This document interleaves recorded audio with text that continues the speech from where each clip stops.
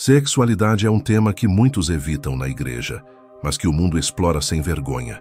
Enquanto muitos cristãos se calam, uma geração inteira é ensinada sobre sexo sem qualquer referência à verdade de Deus. O resultado? Confusão, culpa, distorções, vícios, destruição de lares e mentes. A pornografia se tornou uma escola silenciosa. A cultura ensina que prazer é tudo, e o coração acredita. Por isso precisamos falar. Não com linguagem mundana, nem com moralismo religioso, mas com a verdade, com a palavra, com a graça e a autoridade de Cristo. Porque Deus criou o sexo, e se Ele criou, Ele tem um propósito para isso. E quando vivemos esse propósito, encontramos liberdade, paz e intimidade verdadeira, com Ele e com o outro. Os problemas relacionados à sexualidade não começam no corpo, eles nascem no coração. Um coração insatisfeito em Deus vai procurar consolo em todo lugar, menos no lugar certo. E quando o sexo se torna uma fuga, em vez de expressão de aliança, ele perde o propósito original e se transforma em vício, em prisão, em idolatria. A Bíblia diz que fomos criados para encontrar nossa identidade, satisfação e prazer em Deus. Mas quando o ser humano rejeita esse propósito, ele passa a buscar prazer por prazer e chama isso de liberdade. Mas não é liberdade, é laço. Como Paulo diz em Romanos 1, trocaram a verdade de Deus pela mentira e adoraram a criatura no lugar do Criador. Isso vale para quem está no mundo e, infelizmente, também para muitos dentro da igreja.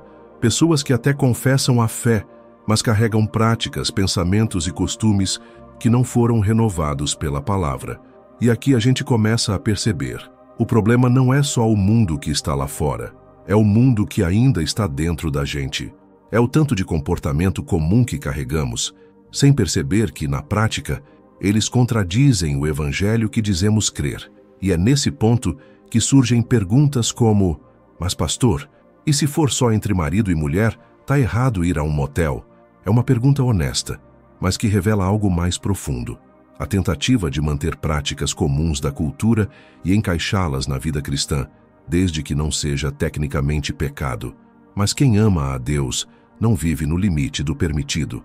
Vive no centro da vontade dele. A pergunta certa não é pode ou não pode. A pergunta certa é: isso glorifica a Deus?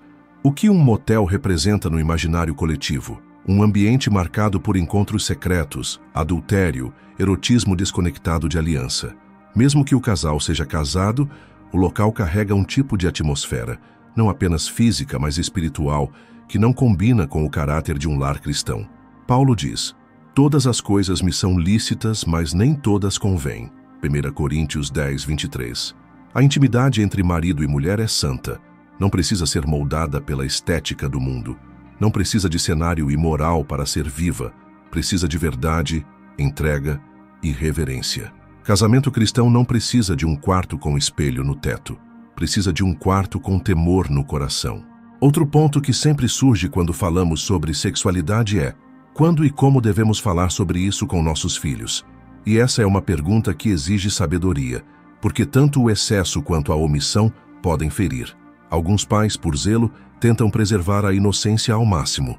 Outros, por medo, acabam jogando o assunto para a escola, para a internet, ou simplesmente silenciam. E é nesse silêncio que o inimigo entra. A verdade é que o mundo não vai esperar a hora certa. Séries, desenhos, professores, redes sociais, colegas de sala, todos eles já têm um discurso pronto, e ele não vem com a verdade de Deus. Pessoas que foram abusadas na infância e disseram: se ao menos tivessem me dito que aquilo era errado, eu teria pedido ajuda. Isso não é uma crítica, é um apelo. Calar não é proteger, é deixar vulnerável.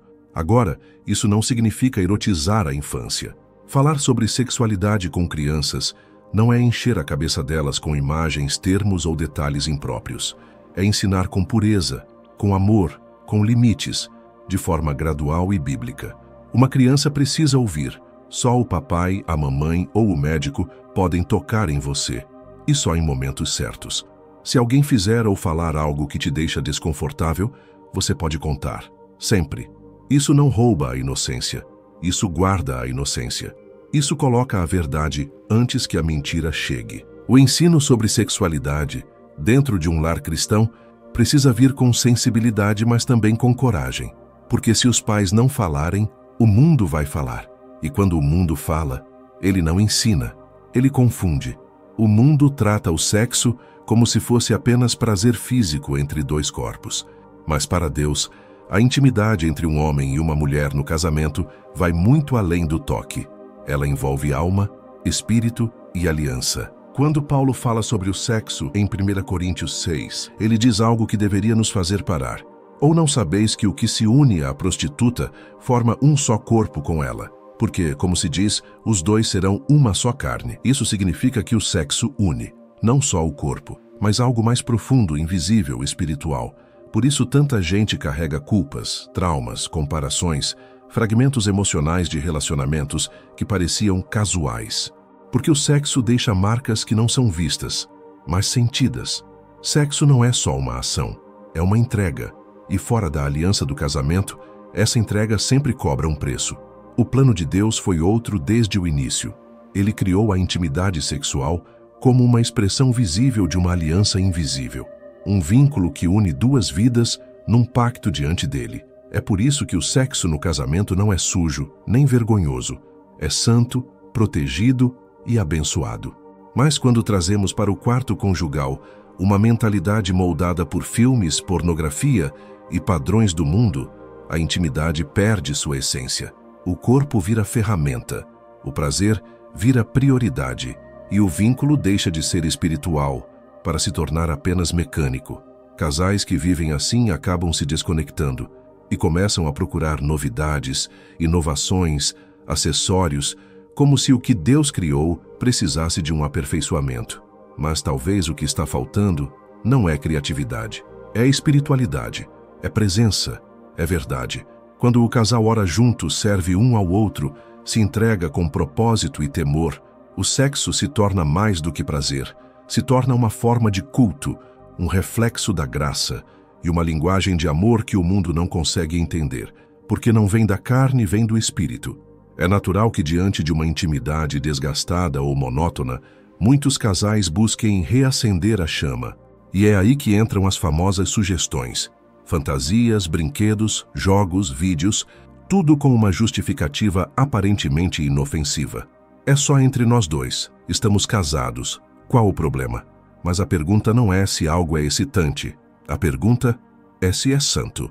Casais cristãos não são guiados por métodos, são guiados pelo Espírito, e a intimidade no casamento não precisa de imitação do mundo para ser viva. Precisa de presença, de entrega, de reverência mútua. Quando um casal começa a trazer para dentro do leito conjugal elementos externos, como brinquedos eróticos ou fantasias inspiradas em pornografia, muitas vezes não percebe o que está alimentando. Uma mentalidade moldada por estímulos artificiais, não por comunhão verdadeira. O foco sai da pessoa real e passa para o cenário, o acessório, a performance. O outro deixa de ser alguém a quem eu me entrego e passa a ser um meio para o meu prazer. E isso, aos poucos, esfria o vínculo.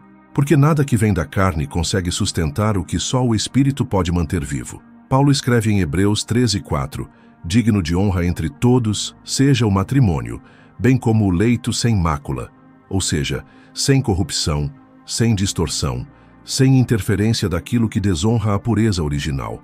Isso não significa que o sexo no casamento deva ser frio, automático ou sem prazer, mas sim que o prazer nasce da verdade, da liberdade, do amor, não da imitação de fantasias que nasceram em um mundo corrompido. Você não precisa parecer com o que viu, você precisa ser fiel àquilo que Deus sonhou para vocês dois. Casamentos restaurados não são os que buscaram mais estímulo, são os que voltaram à essência. Deus no centro, o cônjuge ao lado e a aliança como base. A sexualidade não é um problema a ser resolvido, é um dom a ser redimido. O que Deus criou foi bom, puro e cheio de propósito. Mas quando o pecado entrou no mundo, tudo foi distorcido, inclusive o sexo. Só que a boa notícia é que Cristo não veio apenas para perdoar pecados. Ele veio para restaurar a ordem original de todas as coisas, inclusive da nossa mente, do nosso corpo e da nossa intimidade. Hoje talvez você esteja vivendo no meio dessa confusão, casado, mas frio, solteiro, mas em luta, com traumas, culpas ou desejos que não sabe como lidar. Ou até mesmo preso em práticas que ninguém vê, mas que te afastam de Deus. A verdade é, não há cura fora da cruz, mas na cruz há restauração completa. Deus não quer apenas te dizer o que é certo, Ele quer te transformar por dentro, para que você não apenas fuja do pecado, mas deseje a santidade, para que você não viva à base de esforço, mas de nova natureza. A beleza da sexualidade bíblica está nisso, não em perfeição comportamental, mas em redenção interior. Não em máscaras de pureza, mas em arrependimento verdadeiro. O Senhor não está te chamando para viver com medo, vergonha ou repressão. Ele está te chamando para viver em liberdade, em verdade e em aliança. Porque quando a sexualidade é vivida como Deus planejou, ela não afasta, ela une, ela não fere, ela cura, ela não escraviza, ela glorifica. E tudo isso começa em um lugar, aos pés da cruz.